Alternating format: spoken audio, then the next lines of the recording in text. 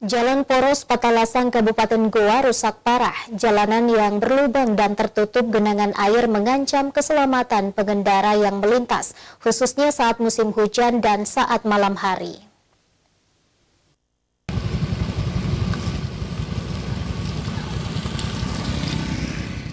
Beginilah kondisi Jalan Poros Patalasang Kabupaten Goa, Sulawesi Selatan. Setiap hari pengendara yang melintas mengeluh karena banyaknya lubang di tengah jalan.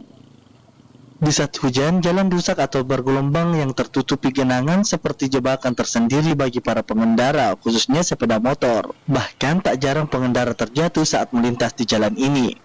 Menurut warga di sekitar lokasi, jalan rusak ini sudah terjadi selama bertahun-tahun. Pernah diperbaiki, namun pengerjaannya tidak maksimal.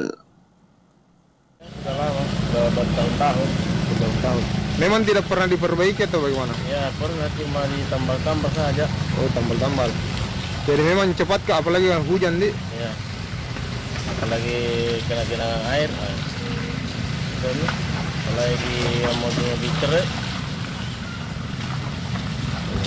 Sudah banyak juga yang kecelakaan di sini. Ya, lumayan.